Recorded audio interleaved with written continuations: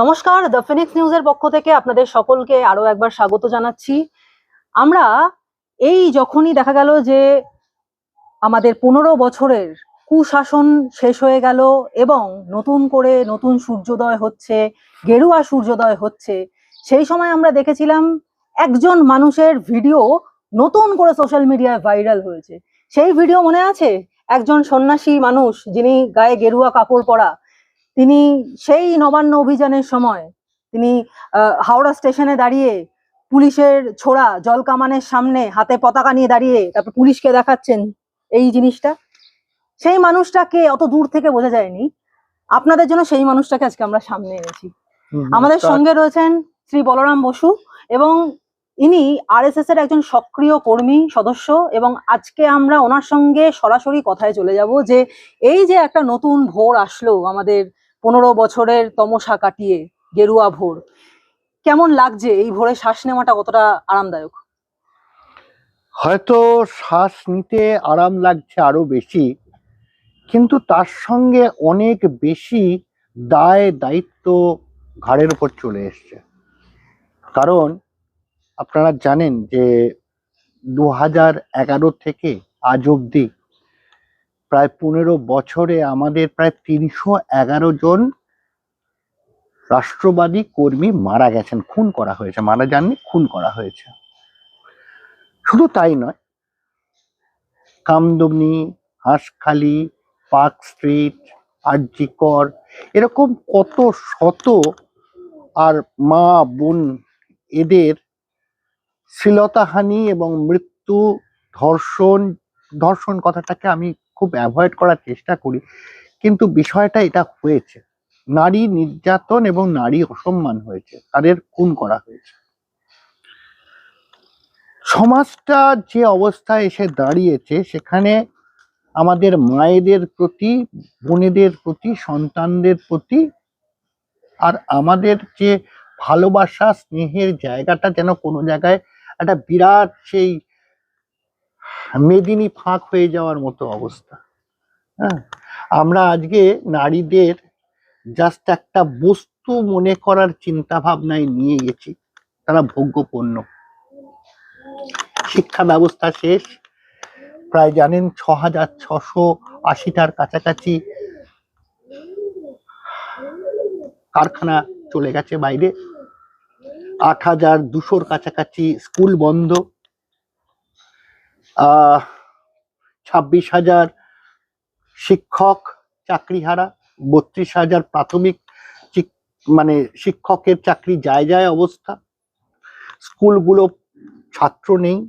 তার ঠিক উল্টো দিকে আর ঝাঁ চকচকে ইংলিশ মিডিয়াম স্কুল, যেখানে আমাদের বেশি টাকা দিয়ে আমাদের সন্তানদের ইংলিশ মিডিয়াম স্কুলে ভর্তি হতে বাধ্য হচ্ছে।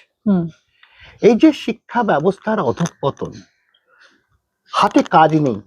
এখানকার প্রায় 1.2 কোটি এখানকার শ্রমিক যারা শ্রম দেন, তারা হয়তো চাষ করেন, কোনো কারখানার লেবার বা আইটি প্রফেশনাল বা ডাক্তার, তারা আজকে পশ্চিমবঙ্গ ছাড়া। তাহলে এই দেবতা বর্জিত দেশে দেবতারা ছেড়ে চলে গেছেন আমাদের এখানে। মানে না তো লক্ষ্মী আছে, না তো সরস্বতী আছে, না তো দুর্গা আছে। এই যে অবস্থা, এর দায় তো আমাদের ঘাড়ে এসে পড়ছে। হয়তো আবার পূর্ববর্তী যারা শাসকরা ছিলেন, তাদের অন্যায়ের ফলটা আমাদের ভোগ করতে হচ্ছে, এবং তার সঙ্গে কোটি কোটি টাকা ঋণের দায়, প্রায় 8 লক্ষ কোটি টাকা ঋণ। হ্যাঁ, যখন বামফ্রন্ট আমল চলে যায় তখন 1.86 কোটি টাকা ঋণ ছিল। এখন যে এই 8 লক্ষ কোটি টাকার ঋণ, তার যে সুদ, সেটা দেওয়া, একটা ইন্ডাস্ট্রি তৈরি করে, একটা ইন্ডাস্ট্রিয়াল ইনফ্রাস্ট্রাকচার রাখা, এখানকার যে যোগাযোগ ব্যবস্থা সেগুলো একদম ভাঙাচোরা কন্ডিশনে হয়ে রয়েছে, কারণ টাকা চুরি হয়েছে। মোদ্দা কথা, টাকা চুরি হয়েছে। এখানকার মানুষের দুমুঠো খাবার ব্যবস্থা করা, কাজের ব্যবস্থা করা, প্রত্যেকের মানুষের যে ঘর, মাথার উপর ছাদ দেওয়া, প্রকৃত যারা দরকার, যাদের জন্য মানে মাটির ঘরেতে থাকে, গ্রামের পর গ্রাম এরকম হয়ে রয়েছে যে তারা রাজনীতি করে না বলে তারা পায়নি। হ্যাঁ, তো এইগুলোর দায় তো আমাদের নিতে হবে। সে যে বোঝা, সে বোঝাটা আমি এখনো সরকার শপথ গ্রহণ করেনি, কিন্তু সেটা এখন আমি ফিল করতে পারি। বলরাম দা, আর একটা বিষয় যেটা, যে মমতা বন্দ্যোপাধ্যায় ব্যর্থ মুখ্যমন্ত্রী, সবাই তাকে এখন বিভিন্ন কথা বলছেন যে সারা দেশে মানে স্বাধীনতা উত্তর ভারতের সবচেয়ে নিকৃষ্ট মুখ্যমন্ত্রী নাকি মমতা বন্দ্যোপাধ্যায়। নাকি কথাটা যোগ করছি তার কারণ আমি নিজের মুখে ব্যক্তিগতভাবে এই কথা বলতে চাইছি না, সাধারণ মানুষ সোশ্যাল মিডিয়ায় এই কথাই বলে বেড়াচ্ছেন, এবং তার পেছনে হাজারটা কারণও রয়েছে। কিন্তু আমার প্রশ্ন হচ্ছে, যতই নিকৃষ্ট খারাপ মুখ্যমন্ত্রী যাই হোক না কেন, কিন্তু রাজনীতিবিদ হিসেবে মমতা বন্দ্যোপাধ্যায় দ্য বেস্ট বলতে হবে। সেখানে দাঁড়িয়ে তিনি কি এটা বুঝতে পারেননি যে তিনি যে ঘরের মেয়ে, মাটির মেয়ে এমন ইমেজ নিয়ে এসেছিলেন, ধীরে ধীরে যদি মাটির থেকে তিনি আলাদা হয়ে যান, মানুষের থেকে আলাদা হয়ে যান, মানুষ যদি দেখে যে নিম্ন স্তরের, নিচু স্তরের যারা একদম তৃণমূল স্তরের নেতা, তাদের আঙুল ফুলে কলা গাছ, তারা রীতিমতো ধমকাচ্ছে, চমকাচ্ছে, কোনো না কোনো দিন তার মসনদ ঠিক পড়ে যাবে। আপনি যেভাবে দেখছেন আমি কিন্তু সেভাবে দেখি না। তার কারণ রাজনীতির অনেকগুলো লেয়ার আছে। হ্যাঁ, যে আপার লেয়ার থেকে যে জিনিসটা দেখা সম্ভব, যত আপনি ডিপে যাবেন তত দেখতে পাবেন তার কালিমা। সেই যে ব্ল্যাক একটা রাজনৈতিক চিন্তা ভাবনা, সেটা কিন্তু দেখা যাবে। কিরকম আসলে মমতা ব্যানার্জি এখানে কি করতে চাইছিলেন? উনি এই কথাটা অনেকেই বলেন আর কি, গ্রেটার বাংলাদেশ তৈরি করা। বিষয়টা এরকম যে উনি এই যে আমাদের বাংলাদেশের যে বর্ডার এরিয়ায়, এইখানে প্রায় 500 কিলোমিটার, আরো বেশি ছিল, জোরজার করে মোটামুটি এখনো অবধি 540 কিলোমিটার জায়গা দেওয়া যায়নি, বেড়া দেওয়া যায়নি।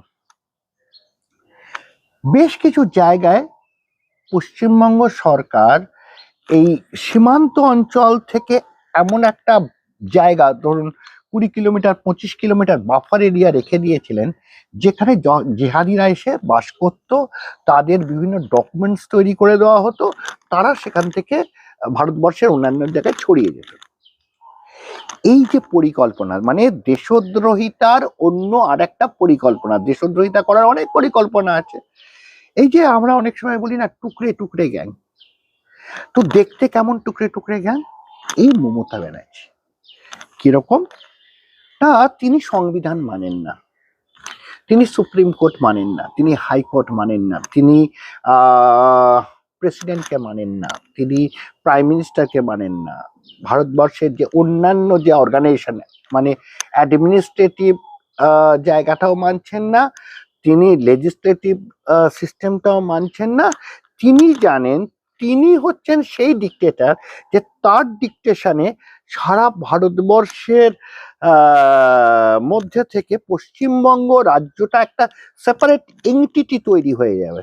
হ্যাঁ, এটা একটা অদ্ভুত চিন্তা ভাবনা, যে কারণে প্যারালেলে তিনি বহিরাগত তত্ত্ব, যে বিহার, ইউপি, গুজরাট, অমুক তমুক জায়গা থেকে মারোয়ারি, তারা এখানে বহিরাগত, স্বয়ং ভগবান রামকেই বহিরাগত বলছেন। স্বয়ং রাম বহিরাগত, শিব বহিরাগত, এরকম আছে আর কি। মানে একমাত্র উনি এখানকার, আর বাদ বাকি না, উনি এখানকার না, সরি, বাংলাদেশ থেকে ইলিগালি অনুপ্রবেশকারীরা হচ্ছে পশ্চিমবঙ্গের লোক, রোহিঙ্গারা হচ্ছেন এখানকার লোক, কিন্তু রাম এবং কৃষ্ণ, অন্যান্য লোকেরা, তারা হচ্ছেন বহিরাগত, শিব সব বহিরাগত। এই হচ্ছে ওনার চিন্তা ভাবনা।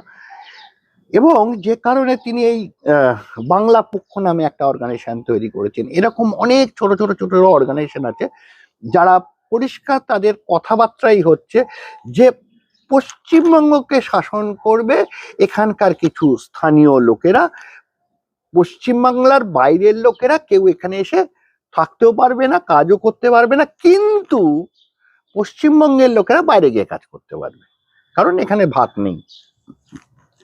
তো এই যে ভারতের যে একটা স্ট্রাকচারাল ফরম্যাট আছে, সেখান থেকে পশ্চিমবঙ্গকে সেপারেট এন্টিটি করে বার করে নিয়ে যাওয়া, সেটা হচ্ছে না ওনার এই টুকরের গ্যাংয়ের একটা পরিকল্পনা। তারপর অর্থনৈতিকভাবে ভারতবর্ষের মধ্যে থেকে এই পশ্চিমবঙ্গকে ভেঙে ফেলে দাও, যাতে এখানকার লোকেরা এমন একটা ক্রাইসিস তৈরি হবে যে এখান থেকে মেনলি যারা কাজ করা তারা বাইরে চলে যাবে, ফলে এই জায়গাটা একটা জেহাদি মানে কি বলবো, একটা ব্রিডিং গ্রাউন্ড তৈরি হবে, যেখানে এখানে ওই গন্ডগোলগুলো করা যায়, বোম পাঠানো যায়, মানে ওই ধরনের সন্ত্রাসবাদী সংস্কৃতিকে এখানে প্রমোট করা যায়। এখানে শিক্ষা ব্যবস্থা শেষ করে দাও, মানে এইভাবে পরপর পরপর পরপর মানে পশ্চিমবঙ্গকে এমন একটা তলানিতে নিয়ে চলে যাও যেখান থেকে ভারতবর্ষ মনে করবে যে পশ্চিমবঙ্গ আমাদের কাছে একটা বার্ডেন, তাকে অ্যাকসেপ্ট করো না, তাকে রিফিউজ করো। তখন তিনি এখান থেকে বৃহত্তর বাংলাদেশ তৈরির জন্য এই পশ্চিমবঙ্গকে তুলে নিয়ে যাবেন। এই পরিকল্পনার জায়গা থেকেই যেটা আমি বারবার করে বলছি যে উনি হচ্ছেন সেই রাজনীতিবিদের রাজনীতিকে এত ছোট করে দেখার যাওয়ার দরকার নেই, তার কারণ মানুষের উন্নয়নটাই রাজনীতি। সেখানে উনি এখানে ওনার নিজের উন্নয়ন, নিজের পরিবারের উন্নয়ন, এবং আর একটা বিষয় যেটা আছে যে ওনার যে সমস্ত সাগরেদরা আছে তারা কোটি কোটি টাকার মালিক, তারা ওই ক্যালকাটা কর্পোরেশনের এরা BMW মার্সিডিজ ছাড়া ওনারা চলেন না। ক্যালকাটা কর্পোরেশনের যারা কাউন্সিলর তারা তাদের মানে কি লেভেলের তাদের কাছে পয়সা। শুধু ক্যালকাটা কর্পোরেশনের কাউন্সিলর কেন, অন্যান্য শহরতলিতেও যারা রয়েছে, আপনার উত্তর দক্ষিণ 24 পরগনা, সেই সমস্ত জায়গার কাউন্সিল, তাদের বাড়িঘর দেখলে চোখ কপালে উঠে যাবে। বাসাত বাড়ি, একদম 5 তলা 7 তলা, তার আবার কত রকম ডিজাইন, লাভটা মুখ টমুক করা আছে, ফলে এবং ভেতর পুরো শ্বেত পাথর দিয়ে সব বাইরে ইটালিয়ান মার্বেল এনে এসব করা। তো এই যে সংস্কৃতি, মানে ভারতকে ব্লিড করো, কারণ এটা তো ঠিক, আপনি মানেন তো যে ভারতের অর্থনীতিতে এই সমস্ত ডেন্ট যে তৈরি হয়েছে, এই যে ডেন্টিং হয়েছে, তাতে ভারতের অর্থনীতি খারাপ হয়েছে, পশ্চিমবঙ্গের অর্থনীতি খারাপ হয়েছে। তো তার বার্ডেনটা তো এদিক থেকে ভোগ করতে হবে। এই যে অনুপ্রবেশকারী, আসলে সেটা তো ভারতের ইকোনমির ওপর বার্ডেন, তাদের চাল ডাল সমস্ত, তাদের সেই ক্রাইসিসটা কোথায় হচ্ছে, এখানকার যারা ন্যায্য পাত পেত তাদের ছিনিয়ে নিয়ে ওদের দিয়ে দেওয়া হলো। ফলে এই ক্রাইসিসটাকে মানুষ তো বোঝেনি বলে এতদিন গন্ডগোল, মানুষ এখন বুঝেছে আলটিমেটলি এদের পরিকল্পনাটা কি ছিল। না, আমি একটা এই প্রসঙ্গে আপনাকে একটু থামাচ্ছি বলরাম দা, মানুষ বোঝেনি কথাটা কি ঠিক, নাকি মানুষ বুঝেও কিছু করতে পারেনি?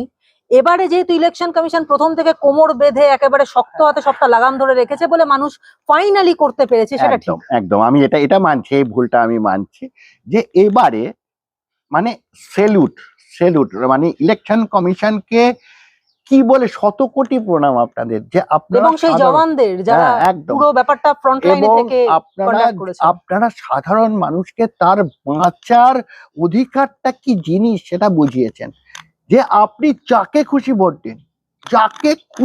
দিন, দরকার পড়লে নোটায় ভোট দিন, কিন্তু আপনি ভোট দিতে আসুন। এই যে বিষয়টা, আপনার পছন্দ না হলে নোটায় দিন, আপনার যে দল পছন্দ তাকে দিন, কেউ কোনো গন্ডগোল করার জায়গা নেই। মানে আমি অমুক দল করি বলে আমি তমুক দলকে মারবো, এই সিচুয়েশন এবার বন্ধ হয়ে গেছে।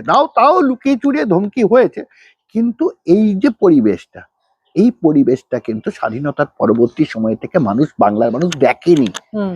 সেই কারণে মানুষ যখন না ফট করে একদিন একটা কাঁচার দরজা খুলে গেল, সেই পাখিটা বেরিয়ে খানিকক্ষণের জন্য একটু ভ্যাবাচাকা খেয়ে যাবে যে কত বড় আকাশ ওড়ার জন্য, তারপর যখন সে ডানাটা মেলবে তখন তার কাছেই আকাশটা অফুরন্ত হয়ে যাবে।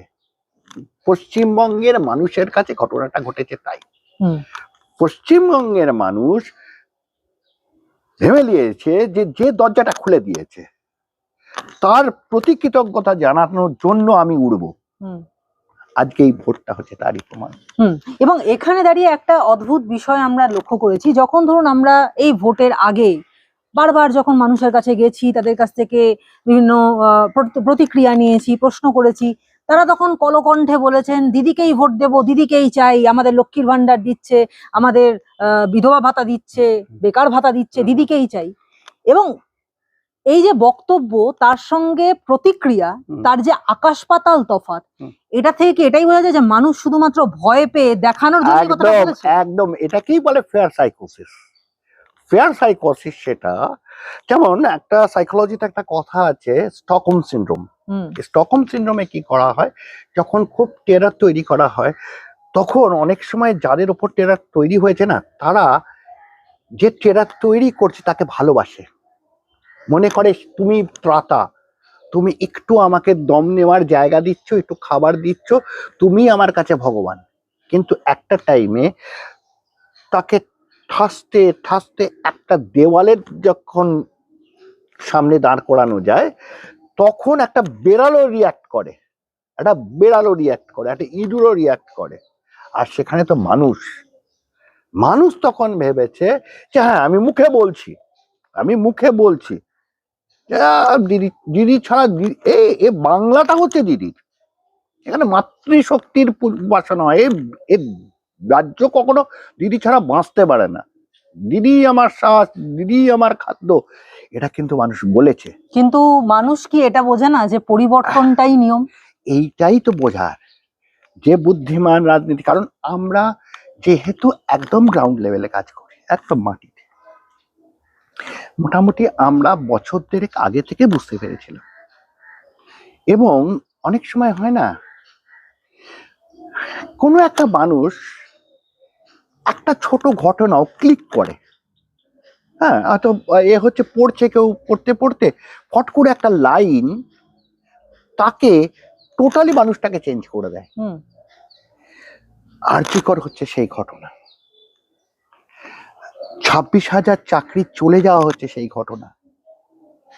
হ্যাঁ, ফলে মানুষ পুরো পুরো কাঁপতে আরম্ভ করেছে যে আর নয়। আর মেসি হাইজ্যাকটা কি সেই ঘটনার মধ্যে পড়ছে একদম না? একদম একদম, মানে কোন জায়গায় চুরিটা গেছে, চাল ডাল তেল নুন খাদ্য, পাথর চুন বালি সিমেন্ট, তোলা তোলা বিল্ডিং এর জন্য এ মিড সব ডে মিলের বাচ্চার খাবার সমস্ত এরা সব চুরি করে দিয়েছে, আকাশটাই চুরি করে নিয়েছে আমাদের। একদম কিন্তু এরা খেলাটাও চুরি করে নিয়েছে। ঠিক, এরা খেলাটাও চুরি করে নিয়েছে, কারণ বাঙালির কাছে খেলা হচ্ছে বিশেষ করে ফুটবল। ফুটবল বাঙালির খেলার সেরা, বাঙালির তুমি ফুটবল। হ্যাঁ, তারা তারা ইস্ট বেঙ্গল মোহনবাগানের জন্য মারপিট করতে দেখছি আমাদের ছোটবেলায়। আমরা যখন খেলতাম আমাদের বেলায় মারপিট, একটা বাড়িতে যদি মোহনবাগান এবং ইস্ট বেঙ্গল দুটো পরিবার থাকে, তাদের মধ্যে রীতিমতো সেই দিন যেদিন খেলা হবে সেদিন ফাটাফাটি হচ্ছে। এর বাড়িতে ইলিশ আসছে, ওর বাড়িতে চিংড়ি আসছে, দেখিয়ে দেখিয়ে খাওয়া হচ্ছে, কিন্তু অন্যদিন সব ঠিক আছে। মানে এই লেভেলের বাঙালি ফুটবলটাকে ভালোবাসে, অবসেসড, একদম একদম ভালোবাসা, মানে কি লেভেলের ভালোবাসা। হ্যাঁ, মানে তারা মানে মারপিট করতেও রাজি আছে, প্রাণ দিয়ে দিতেও রাজি আছে, কিন্তু কিছু ইস্ট বেঙ্গলের বিরুদ্ধে কথা বলা যাবে না, মোহনবাগানের বিরুদ্ধে কথা।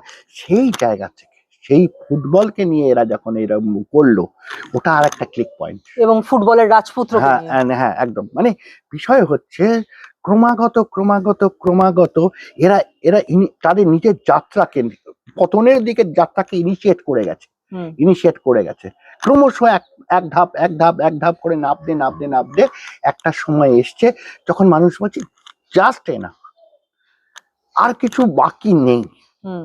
সুন্দর পরিবেশ ভোটের অবস্থা করে দিয়েছে সরকার, আমি খাঁচার দরজা খুলে গেছে, এবার আমি উড়বো। সেই ওড়ার জন্যই 90 to 93% ভোটিং হয়েছে।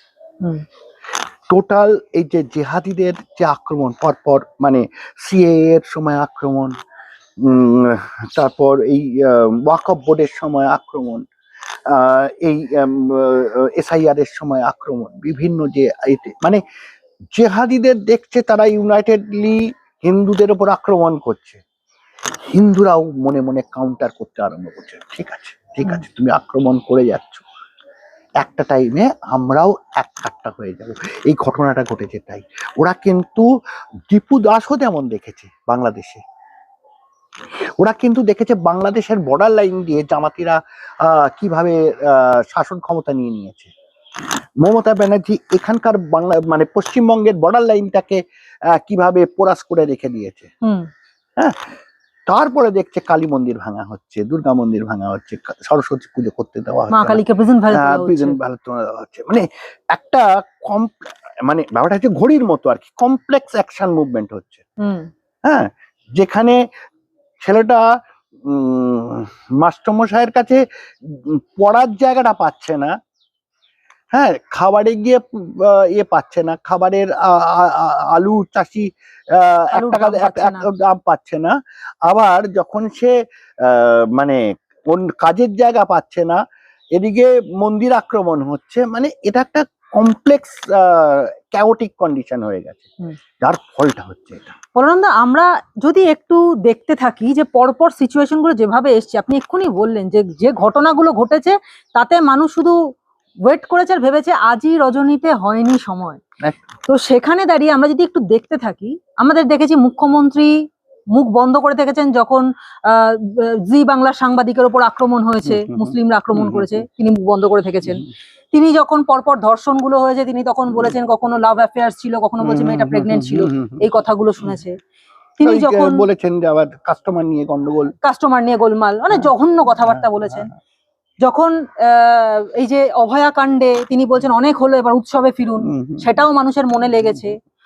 তিনি যখন পিতৃপক্ষে কানে হিজাব পরে তিনি যখন গিয়ে মন্দিরের পুজোর উদ্বোধন করেছেন, সেটাও মানুষ দেখেছে। সরস্বতী পুজো করতে দেওয়া হয়নি, সেটাও মানুষ দেখেছে। এবং ভোট হয়ে যাওয়ার পর, বিজেপি জেতার পর, ফারুক আব্দুল্লাহ একটা টুইট করেছেন, একটা এক্স হ্যান্ডেলে পোস্ট করেছেন যে ব্লাডি হেল, সেটাও মানুষ দেখছে। তাহলে এই সব কটা হিসাব কি এক জায়গায় এসে মিলে যাচ্ছে? একদম। এগুলো হচ্ছে মালার মতো, একটা একটা একটা একটা পুঁথি সব কিন্তু জড়ানো রয়েছে একই সূত্রে।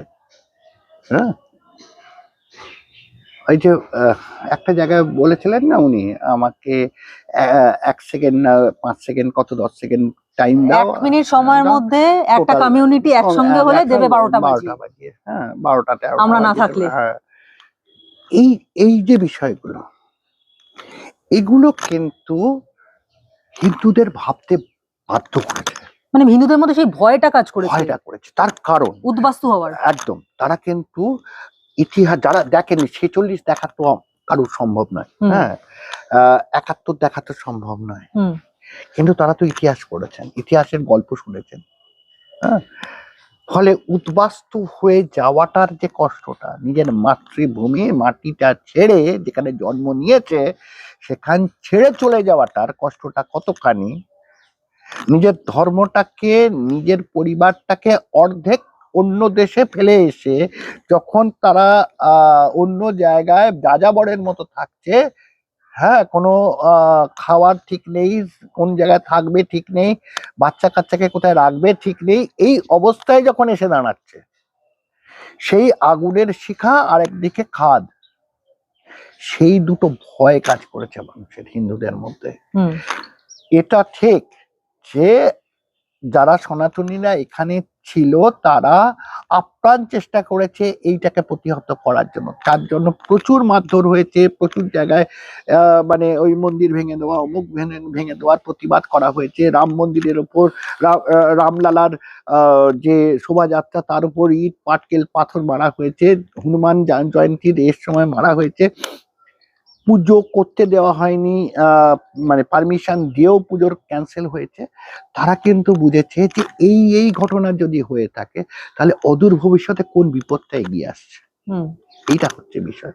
মানুষ কিন্তু একদম নির্বোধ মানুষ, ভাবার কোনো কারণ নেই। যদি শাসক যদি মনে করে যে মানুষ নির্বোধ, তাকে ওই কিছু ভাতা দিয়ে আর কিছু মিথ্যে কথা বলে, মাছ খেতে দেবে না, অমুক খেতে দেবে না, এই কথা বলে যদি ওই ছেলে ভোলানোর গল্প করা যায়, মানুষ 1% 2% মানুষ বুঝবে, কিন্তু সাধারণ মানুষ বুঝবে না।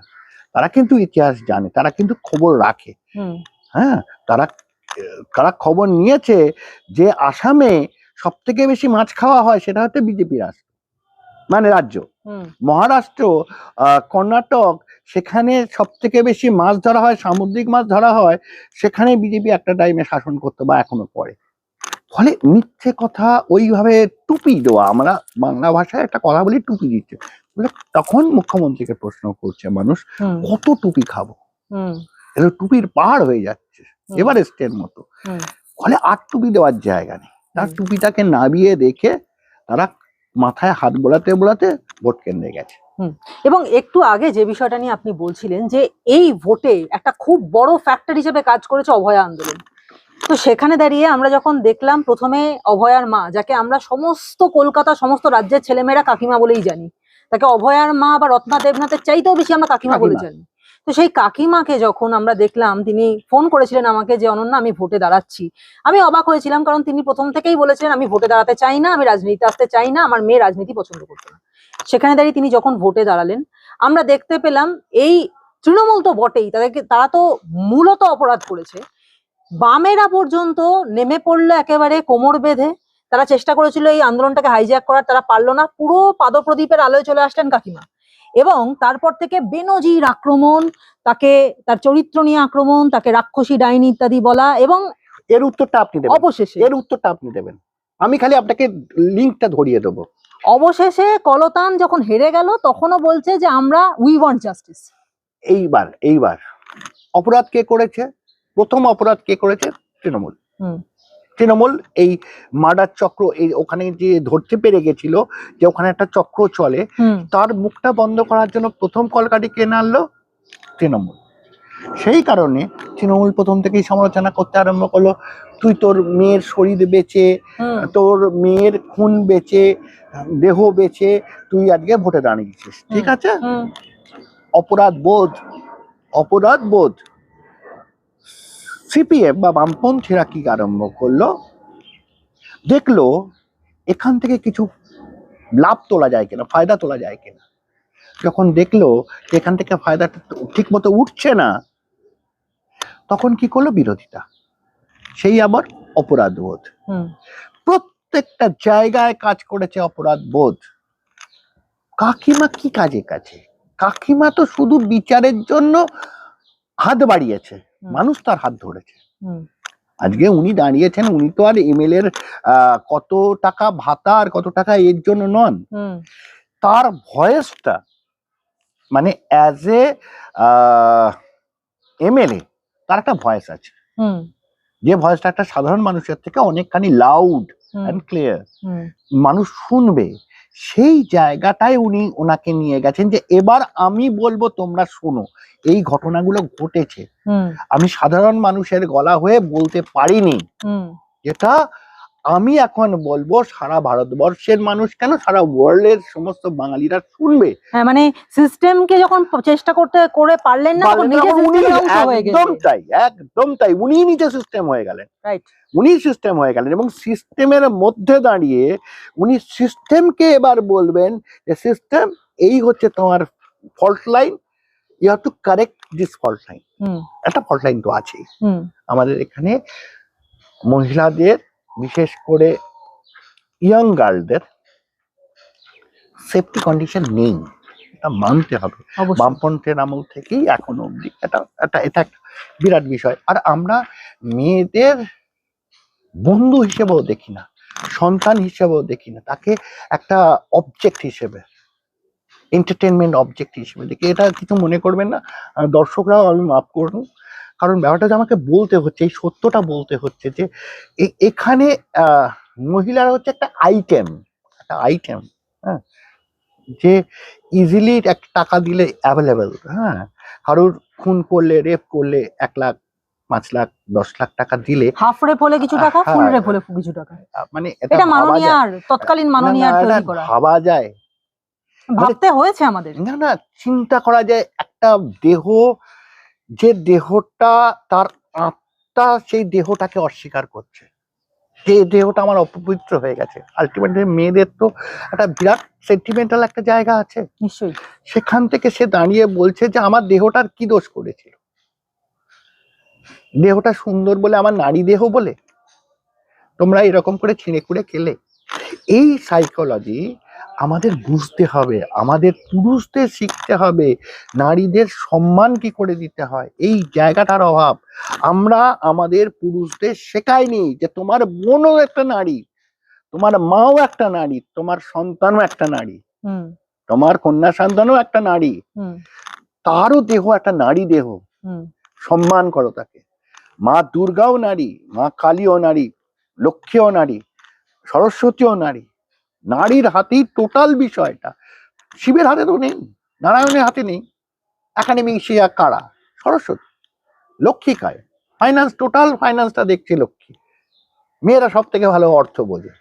অর্থ কি করে একটা পরিবারকে চালাতে হয় ছেলেরা কিচ্ছু জানে না, তারা খালি টাকা ইনকাম করে মেয়েদের হাতে তুলে দিতে জানে, বাদ বাকি চালাতে। এই যে চালনা শক্তি, আমাদের সমাজের চালনা শক্তি হচ্ছে নারীরা। হুম মা দুর্গা হচ্ছেন মেন শক্তির উৎস, যেখানে শিবের অস্তিত্বই এই শক্তির ওপর দাঁড়িয়ে রয়েছে। হুম ফলে আমাদেরও শিখতে হবে, কিন্তু অদূর ভবিষ্যতে আমাদেরও শিখতে হবে হুম কি করে আমি একজন নারীর সঙ্গে রিয়াক্ট করব, ব্যবহার করব, তাকে সংরক্ষণ করব, তাকে আশ্রয় দেব। এই বিষয়টা কিন্তু আমাদের বিষয়।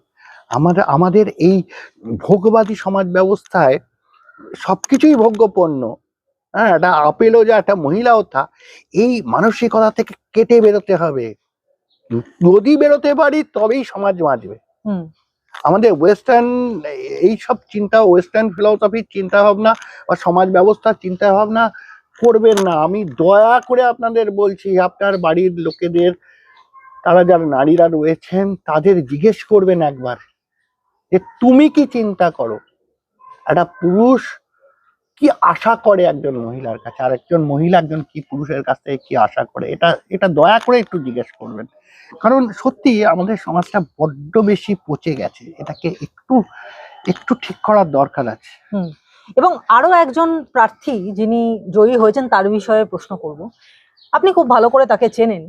তিনি উত্তরপাড়ার এখন বর্তমানে মানে তিনি দাঁড়িয়েছিলেন বিজেপি প্রার্থী হয়ে, বর্তমানে তিনি বিজয়ী উত্তরপাড়ার এখন হবু মানে তিনি বিধায়ক, উত্তরপাড়ার বিধায়ক দীপাঞ্জন চক্রবর্তী। তিনি প্রায় তিনি যখন এই ভোটের আগে তাকে দেখেছি বিভিন্ন চ্যানেলে তিনি দেশের সুরক্ষা নিয়ে, সিকিউরিটি নিয়ে বিশ্লেষণ করেছেন, কথা বলেছেন। সেই তাকে নিয়ে একাধিক কুৎসা, তাকে নিয়ে তার ডিগ্রি কতগুলো আছে কিনা, তিনি নাকি ভুয়ো এনএসজি, তিনি ভুয়ো রয়ের এই যে কর্মচারী, সবকিছু মিথ্যা, এই নিয়ে একটা তৃণমূল বিরাট প্রোপাগ্যান্ডা তৈরি করেছিল। মনে করেছিল যে সেইখানে দাঁড়িয়ে উত্তরপাড়ার মানুষ সেই প্রোপাগ্যান্ডাতে পা দেবে, কিন্তু সবকিছু মিথ্যে করে শত্রুর মুখে ছাই দিয়ে তিনি জিতে বেরিয়ে গেলেন উত্তরপাড়া থেকে। কি বলবেন তাকে? দীপাঞ্জন দা জাস্ট আমার থেকে 6 মাসের বড়। আমি আমার আমার বন্ধুস্থানীয় তো। এখন এমন একটা বয়স হয়ে যায় যখন বন্ধুদের 6 মাস ছোট, 6 মাস বড় নিয়ে কোনো বিষয় না। আমার থেকে 6 মাসের বড়, ঠিক আছে। আমরা একসঙ্গে আমাদের দুজনেরই ফেভারিট সাবজেক্ট ইসলাম, এবং দুজনেরই ফেভারিট সাবজেক্ট ফরেন অ্যাফেয়ার্স, হ্যাঁ, এবং পলিটিক্স। আমরা অনেক প্যানেল ডিসকাশন করেছি, অনেকবার আমরা অনেক মানে বেশ কিছু ঘন্টা করে আমরা নিজেদের মধ্যে গল্প গুজব করেছি। আমি খুব ভালো দীপাঞ্জন দাকে বুঝি, দীপাঞ্জন দাও আমাকে যথেষ্ট ভালো বোঝেন। ব্যাপারটা হচ্ছে মিথ্যে কথা একবার দুবার তিনবার চালানো যায়। উনি এনএসজি কি না, উনি তো একটা আইন, একটা নোটিশ পাঠিয়েছেন 5 কোটি টাকা করে। আপনারা উত্তর দেবেন এগুলোর, কারণ বিষয়টা হচ্ছে এনএসজি কাকে বলে, কিভাবে এনএসজি হতে হয়, কখন একটা মানুষ রয়ের এজেন্ট হয়, মানে এগুলো জানুন আপনারা। মানে না জানাটা ভুল নয়, কিন্তু আর্ধেক জেনে মিথ্যা প্রচার করাটা অন্যায়, অন্যায়, রাষ্ট্রের প্রতি অন্যায়। ফলে আপনাদের এই যে কাজগুলো করেন না, এগুলো কিন্তু প্রত্যেকটা আপনাদের ধ্বংসের কারণ হয়ে দাঁড়ায়। কি করলেন লোকটাকে খুঁচিয়ে তার মধ্যে আরো বেশি আগুনটাকে উস্কে দিলেন।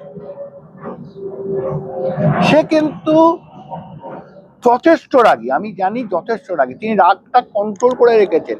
তিনি কিন্তু তার রাগের বহিঃপ্রকাশ কিন্তু প্রচারে গিয়ে করেছেন। এবং এবং আমার এই তিনি যখন জিতে গেলেন গতকাল যখন তিনি তার যখন রেজাল্ট আউট হলো, তারপরে রাত্রিবেলা তার সাথে আমার কথা হচ্ছিল, তার গলায় শ্রান্তি আমি শুনতে পেলাম, কিন্তু তার সঙ্গে একটা তৃপ্তির আভাসও রয়েছে যে তিনি একদম, ফাইনালি একদম। এতটা লড়াইয়ের পর জিতলেন। উনি কিন্তু সিস্টেমের কিন্তু এগেইনস্টে লড়ছেন। গলায় তার সঙ্গে একটা অভিমানের সুরও আমি শুনলাম যে আমাকে অনন্যা এভাবে অনেকে অপপ্রচার করলো, আমাকে বললো আমি নাকি ভুয়ো, কিন্তু আমি তার জবাব দিলাম, একদম। আলটিমেটলি দিতে পারলাম। তো রাগের আড়ালেও মানুষটার যে ডিগ্রি, যেটা তিনি এত কষ্ট করে এত বছর ধরে অ্যাচিভ করেছেন, সেটা নিয়ে যখন কেউ প্রশ্ন তোলে, তাতে সত্যি একটা দুঃখের জায়গা তৈরি হয়। না না, ব্যাপারটা কি হয়েছে, দু চারটে কোত্থেকে রংচং মাখা একটা দুটো লোককে ওই প্রেস মুখ ঢেকে প্রেস কনফারেন্সে বসিয়ে দিয়ে কোনো সাসপেন্ডেড কোনো হাবিলদারদের এনে, আর ওই ওনারা অনেকদিন ধরে কাজ করছেন কিন্তু, হ্যাঁ, এটা কিন্তু আমার চোখে অনেকদিন ধরে পড়েছেন। এবং উনি কাদের সঙ্গে কাজ করছেন, একজন ফকির বলে লোক আছে, একজন বাটপার বলে লোক আছে, এনারা কিন্তু তাদের সঙ্গে কাজ করেন, এনারা কিন্তু একই গ্রুপের। এনারা কোন গ্রুপ থেকে কাজ হয়েছেন তার ইনফরমেশন কিন্তু আমার কাছে আছে। হ্যাঁ, আমরা কিন্তু এটাও বুঝে নেব, এই বাটপারকেও বুঝে নেব, আর এই ফকির আছেন না, এদেরও বোঝা হবে। হ্যাঁ, ফলে একটা জিনিস আপনাদের আমি জিজ্ঞেস করি, যদি কোনো সময় আপনার মা বা বাবা নিয়ে কেউ প্রশ্ন করে ফেলে, তখন যেমন আপনার লাগে দীপাঞ্জনদার ইউনিট এবং তিনি যে কাজ করেছেন সেটা নিয়ে প্রশ্ন করাটাও তার ততখানি লেগেছে, যে কারণে উনি কিন্তু অত্যন্ত সংযমী হিসেবে ব্যবহার করেছেন। উনি যদি ফুল ফ্রেজে আসেন না, আপনাদের পালানোর কোনো জায়গা থাকবে না, কোথায় পালাবেন, কোন পাতালে পালাবেন। পাকিস্তানিরা পালাতে পারেনি ওনার হাত থেকে, আর আপনারা পালিয়ে যাবেন। আপনারা এত বড় সেনা হয়ে গেছেন, পাকিস্তানি উগ্রপন্থীরা যেখান থেকে পালাতে পারেনি সেখান থেকে আপনারা পালিয়ে যাবেন। আপনারা মনে করেন এতখানি বুদ্ধিমান। আপনাদের চিন্তা ভাবনারও লিমিটেশন রাখা উচিত। কি চিন্তা করছেন, কি করছেন। একটা শেষ প্রশ্ন করব, যে এই এত আমাদের আলোচনা, যাদেরকে নিয়ে, যে দলটাকে নিয়ে এত আলোচনা, সেই দলটা আজকে অতীত হয়ে গেছে, এবং সেই দলের যিনি সুপ্রিমো ছিলেন, তিনি এই পর্যায়েও নেই যে তিনি বিরোধী দলনেত্রী হিসেবে দাঁড়াতে পারেন। তিনি তার নিজের মানে কেন্দ্র থেকে, নিজের গড় থেকে পর্যন্ত হেরে গেছেন শুভেন্দু অধিকারীর কাছে। শুভেন্দু অধিকারী বলেছিলেন যে আপনাকে ভবানীপুর থেকে হারাবো, তিনি হারিয়ে দেখিয়েছেন। এখন প্রশ্নটা হচ্ছে, যদি আমাদের রাজ্যে মানে বলা হয় যে কোনো সরকারের ক্ষেত্রে বিরোধী দল থাকাটা, বিরোধিতা থাকাটা ভীষণভাবে জরুরি, সেখানে দাঁড়িয়ে যেভাবে তৃণমূল পুরো ওয়াশ আউট হয়ে গেল, বিরোধিতার জায়গাতেই রইল না, বড় বড় যারা সমস্ত নেতা মন্ত্রীরা ছিলেন, একের পর এক তাদের হারের খবর কালকে দুপুর থেকে এসেছে।